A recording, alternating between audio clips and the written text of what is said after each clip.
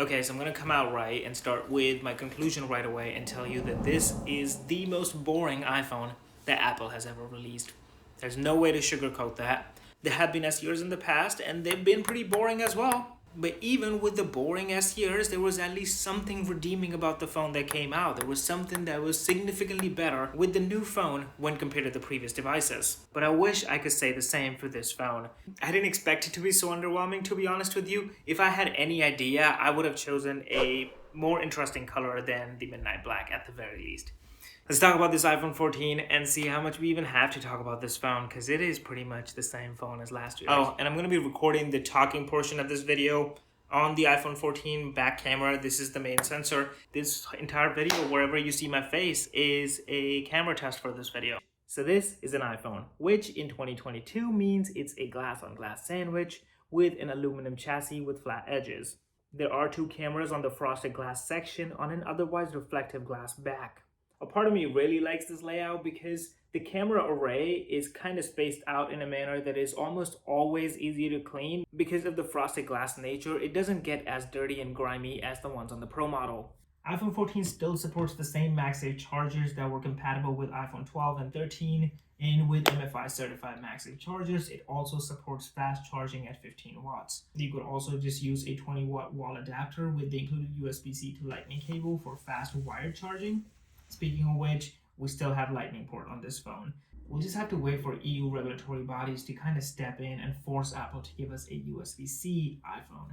Hopefully this is the last year. I don't know. I'm really pissed at the fact that we have a Lightning port. The only significant difference that you'll be able to see or feel physically is the absence of the SIM card tray. I don't know how you guys feel about this entire thing, but I don't want to be interacting with my carrier any more than I have to. Let's talk about the most prominent feature of a smartphone, its display. This year, the iPhone 14 features a 6.1-inch XDR display. The display itself is really good, despite the fact that it might be the same display as the ones from last year. It can go up to 800 nits for regular content or just general interacting with your phone, but it can jump to 1,000 nits to show you HDR content. I was on vacation and I was outdoor for most of the day, and we had sunny, bright days, and the phone was visible in direct sunlight. I didn't have to cover it with my hand or turn it around a certain way, put it under a shadow to just look at my screen. The only pain point or the flaw that I would like to address in this video would be the 60 Hz display. I know people want to say that normies don't care about refresh rate. Stop with the fucking nonsense about refresh rate. Most people don't even notice it. Well, we're not most people. We're techies over here. We give a shit about these kind of things. You're a techie. You're watching this video. You know about refresh rate. You give a shit about that kind of shit. So don't fool yourself. For 60 Hz, you shouldn't be paying $800 in 2022. There are $500 phones made by Samsung that have 120 Hz display right now. And keeping that in mind, the 60 Hz display by itself has tainted the entire experience of the phone. Everything looks choppy, everything looks kind of stuttery when you're playing around with it, especially if you've used a 120 Hz display previously. And to be honest with you all, at least for me, the 60 Hz display alone has the impact of ruining my entire experience with the phone. Speaking of ruining the entire experience of the phone, let's address this notch. I know most reviewers and even users of the device have refused to accept notch as one of the features that just sucks about the iPhone, and now that they've learned to even look past it, the Pro models kind of show that this was nothing but a stopgap between what we used to have and now what we have on the Pro devices. But I cannot hate on the notch too much because it houses one of the best front-facing cameras that have ever existed on an iPhone. Comparing it to 13 Pro, which I'm recording simultaneously in a fairly non-traditional lighting situation, I do have some noises coming in from the left side of me. On the right side, there is a window, so it is well lit in the sense that there's daylight coming through the window, but there's a curtain kind of transparent, so it's not the best case scenario. As you can see, the video quality has improved drastically moving from one generation to the other. And this is amazing for people that are recording their videos, because most of the TikTok creators are actually recording on the front cameras. And now that we have autofocus, tap on your face, and all of a sudden the background just kind of stays in the background. Depth of field is not as shallow as I would like it to be.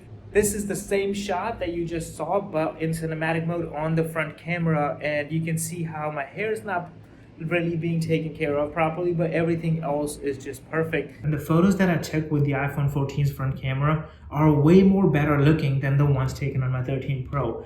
I'm glad that Apple has chosen to do that level of changes in one generation of iPhone 14. I'm not sure if that's enough for me to recommend this phone, and we can talk more about that towards the conclusion of this video. But for now, let's focus on the back cameras. There are two cameras on the back. One is a regular wide angle camera, and then you have an ultra wide angle camera as well. The shots that I've taken with this camera are bright and true to color in every way possible, but I haven't been blown away by the performance of this camera in any way. But on the flip side, the camera performance is consistent, but there's something peaceful in knowing that when you take a picture, the pictures that's coming out of this camera is going to be decent at the very least. But I wish I could say the same for the ultra wide angle camera.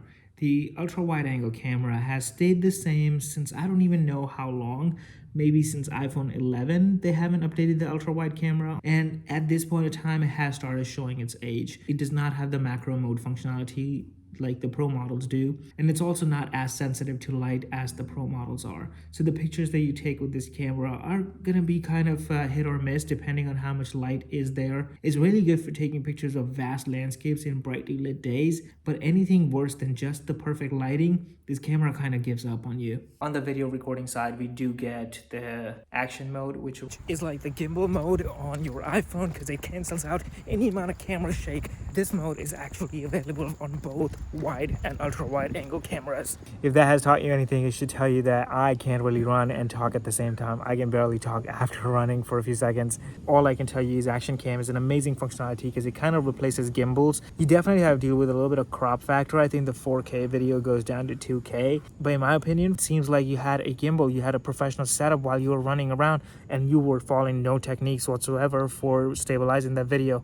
This phone features an A15 Bionic. It's an older chip, it's a year-old chip. So if you're worried about that this phone is slower than the Pro models, well, not in day-to-day use. If you want to run benchmarks, maybe you'll see a couple of points lower than what the Pro models see. And if you're not, this shouldn't bother you at all in any way possible.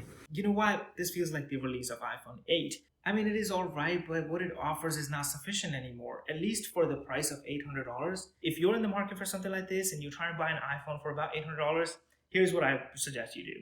You go take a look at iPhone 13, which is available for $700. It is almost the same phone, still a pretty bad value for money, knowing that iPhone 13 Pro is available on Amazon for about $800 as well. And if you are in the market for the 14 Plus, which is the more expensive variant of this phone, you could start looking at maybe the 12 Pro Max or even the 13 Pro Max. 13 Pro Max is a little more expensive. It's about $1,000 on Amazon right now. But 12 Pro Maxes are going for about $700 and they offer almost the same package as this phone. Maybe even a better camera, at least on the back. The front camera is definitely better on this phone. Anyways, this was my little rant review. Thank you for watching. This is Geet.